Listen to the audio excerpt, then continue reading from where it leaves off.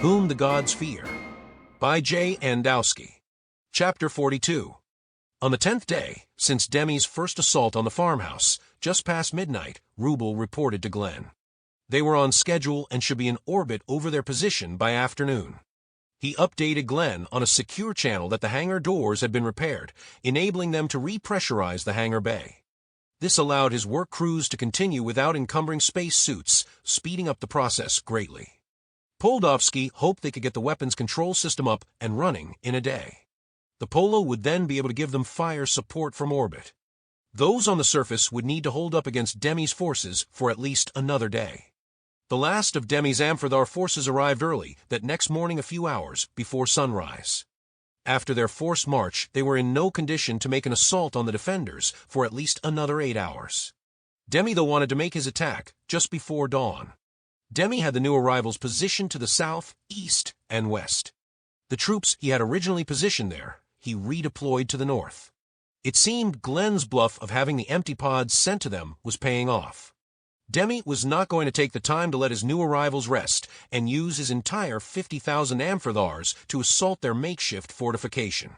Instead, he was going to attack them from the north with only the 30,000 rested forces.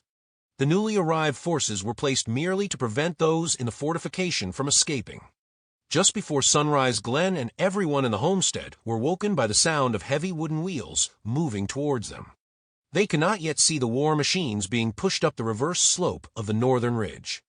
Just as the sun crested the eastern hills, the am-for-thars pushed into position 15 large medieval catapults atop the ridge. Out of the range of the pulse rifles, the human defenders could only watch through high-powered binoculars.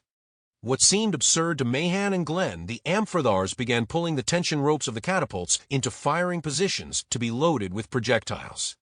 Through their binoculars, they could make out the catapult crews loading the machines with clusters of small ceramic vessels. "There's no way they could ever reach us from that distance," Mayhan exclaimed. "What the hell is Demi up to?" Once loaded, an am-for-thars mounted Supreme Commander signaled for the machines of war to let loose their projectiles. In the lower gravity of A-er-shwaaaa, the projectiles, as Glen predicted, were hurled over 700 yards towards the homestead. A much further range than the catapults could have performed back on the earth. 700 yards, though, was still far short of the homestead. Their projectiles were clearly going to land harmlessly less than midway towards their defensive works. When the ceramic vessels did hit the ground, they burst apart, releasing large clouds of thick, white smoke. The thick smoke concealed the battlefield from a view of the defenders. Demi had released a smoke screen with an advantageous northern breeze. The breeze gently rolled the curtain of smoke towards their fortified homestead. "Poison gas?" apprehensively asked Mayhan. "I do not think so. They were not wearing any gas masks to protect themselves," Glen replied. The smoke screen placed them into a literal fog of war. They, though, could clearly hear the wooden machines of war being rolled closer towards them, along with the sound of tens of thousands of boots marching. Mayhan ordered his Marines to switch their rifle scopes to infrared to pierce the smoke and target the enemy's heat signatures. Oddly, the interstellar Marines could not detect any heat signatures of the am-for-thars through the smoke screen. Not wanting to waste energy clips, Mayhan ordered his men not to fire until they could lock onto clear targets. They could only wait as the sound of the approaching armored warriors got louder and louder. Many of the Marines began to break into nervous sweats as they listened to the massive enemy army marching towards them. In what seemed like ages as they waited and listened, unexpectedly, emerging from the dense smoke screen, flaming boulders came flying towards them. Several smashed into the upper walls of both stone buildings, setting their northern walls aflame and forcing their defenders to give up their positions. 2 Marines were killed instantly from the bombardment.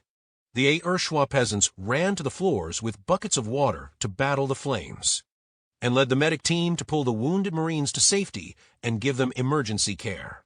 Some of the science team members picked up the pulse rifles of the fallen Marines to replace them on the walls. At the same time the top floors were hit, other flaming boulders slammed into the north gate of the compound, smashing it down in great powerful bursts of fire and black smoke. Demi had breached the gate. The smoke screen finally began to dissipate as a stronger wind from the east blew over the battlefield. They could now clearly see the am-for-thars had moved the catapults into range of their walls under the cover of the smoke. It also revealed before the catapults and the am-for-thar troops a line of wheeled wooden mobile wall panels 8 feet high. The mobile wall panels were covered with the heat-resistant re-entry tiles from Demi's cannibalized freight shuttles. The heat tiles had prevented the Marines' rifle scopes, set on infrared, from picking up the heat signatures of the soldiers that hid behind them. The smoke screen dissipating, Glen released the gifts from Captain Ruble that he placed on the probes. The 2 small weapon drones from Commander Granite lifted off and from a safe height fired midget air-to-surface missiles. The barrage of missiles knocked out all the mobile wall panels, the catapults, and killed and wounded hundreds of am-for-thar warriors in process. The shock and destruction of the drones stalled their advance. Their missiles depleted, the drones began killing hundreds more with their onboard pulse weapons until drained of power. The drones returned to be recharged. The drones' assault gave Mayhem the time to redeploy 1 man from each of the walls to fill the gap at the fallen main gate. Rushing to the open gateway, they immediately opened fire with their plasma rifles on the now visually exposed am-for-thars that no longer had the protection of the heat tile mobile panels. It did not halt their advance. The attacking forces soon reached the outer wire. Their fallen front lines used their bodies as bridges for their fellow warriors to get over the outer wire. They continued their advance, still tens of thousands strong. The pulse rifles quickly went through all their charged energy clips. Waiting for recharge packs, the Marines and scientists could only watch and wait as the am-for-thar forward lines finally entered the makeshift minefield.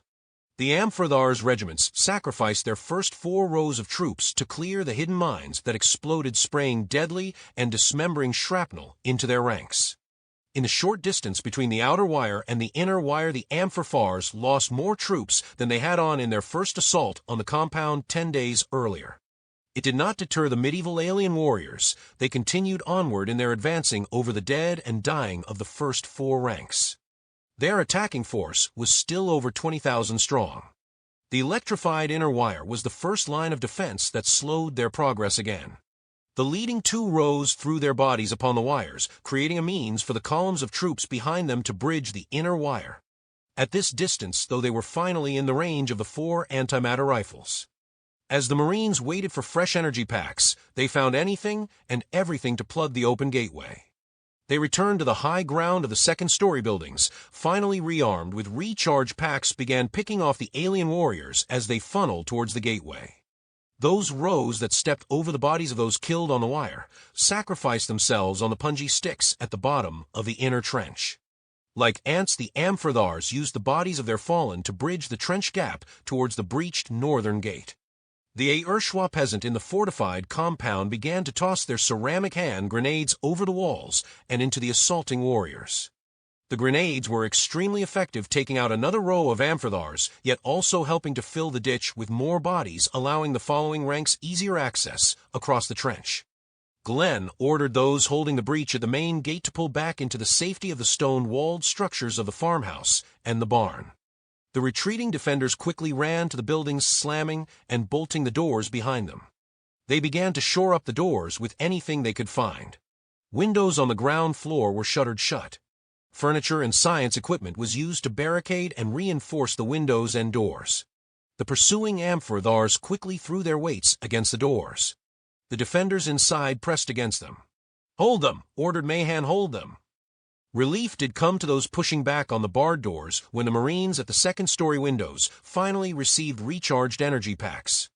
At the much closer range, the Marines were able to set their weapons on a widespread, taking out 3 am-for-thar soldiers with each single shot. For every alien warrior they slew, 10 more poured into the compound through the breached northern gate. Within another 3 minutes, they had once again drained all their energy packs. Only the 4 antimatter rifles were able to continue firing down on the horde below them. The scientists and A-er-shwaaaa continued dropping the homemade fractal grenades until they depleted their supplies. They had killed so many against the walls of the building that it had created an unnatural barrier of dead and dying, preventing the massive army to continue its siege on the ground floors. The am-for-thars did not relent on their assault on the buildings. They began climbing the pile of bodies to bring the attack to the second stories. The Marines pulled out their conventional sidearms, continuing the fight until they were resupplied again with recharged energy packs. The unyieldingly am-for-thars continued to replace those that fell. The defenders were killing so many that they were unintentionally building a ramp of dead and dying that assisted the am-for-thars to climb closer and closer to the second-story windows. "We have a problem." Mahan spoke out to Glen as he fired his weapon down upon the climbing armored warriors. "I noticed," Glen replied as he fired one of the antimatter rifles in support. "No, I mean another problem. I just noticed from the satellites we are picking up an even larger force converging on our position, at least 250,000 strong." Glen ducked from a flying am-for-thar pike. Missing him, it buried its tip into the wall behind him. "I do not think there are that many am-for-thars on this entire world. There is no way we will be able to hold off that many." Mahan answered, firing a wide spread of plasma, turning 3 am-for-thars instantly into charred bodies just a few feet in front of him. Suddenly, in the distance, am-for-thar battle horns trumpeted from all the surrounding ridges that encircled the farm. The am-for-thars assaulting the stone homestead buildings suddenly ceased their attack and began to withdraw away from the buildings and back out the fallen gate from which they came. As the am-for-thar pulled back from their assault, the defenders continued to fire down upon them, taking out as many as they could before depleting again all their energy packs. The last of the living and not seriously wounded am-for-thars had left the compound. Confused, the defenders all rushed to the northern windows to observe what was happening. Once outside the compound, the am-for-thars were reforming new battle lines, but instead of facing towards the fortified homestead, they formed their ranks facing the northern ridge. The remaining 15,000 or more in disciplined ranks started to slowly march back towards the northern ridge. The battle horns in the distance ceased their trumpeting as a much larger army appeared on the ridge before them. The am-for-thars marched across their dead and wounded to meet the new army ahead of them. Both Glen and Mahan grabbed hold of their high-powered binoculars to view the new force upon the ridge.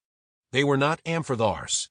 They were an army of A-er-shwaaaa peasants and townspeople armed with spears, axes, meat cleavers, pitchforks, sickles, and anything else they could have picked up to use as weapons. Some were armed with am-for-thar pikes and sabers, mostly likely from the units they had killed on the reverse slopes that Demi was holding in reserve. Suddenly, the massive peasant army descended in a quick pace towards the surviving am-for-thar.